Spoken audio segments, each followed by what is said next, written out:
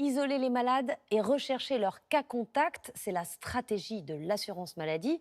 Ne pourrait-on pas faire mieux, être plus efficace?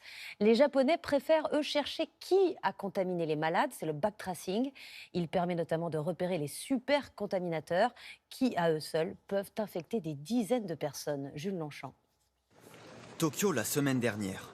Des rues passantes et beaucoup de foule, bien loin des confinements instaurés en Europe. Jamais le Japon n'a eu recours à des restrictions de déplacement massifs. La raison?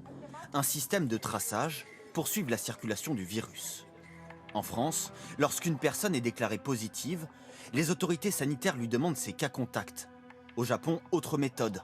Avec un cas positif, les brigades sanitaires cherchent à remonter jusqu'à l'origine de chaque infection. Objectif?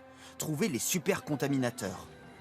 Une méthode largement diffusée en Asie, qui a permis à Séoul, en Corée du Sud, il y a quelques mois, d'identifier un cluster.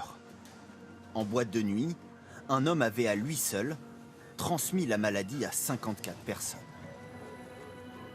La majorité aujourd'hui de la transmission de ce virus se fait par ces événements de superpropagation. Aller traquer ces chaînes de superpropagation, c'est quelque part tuer dans l'œuf le démarrage des vagues épidémiques.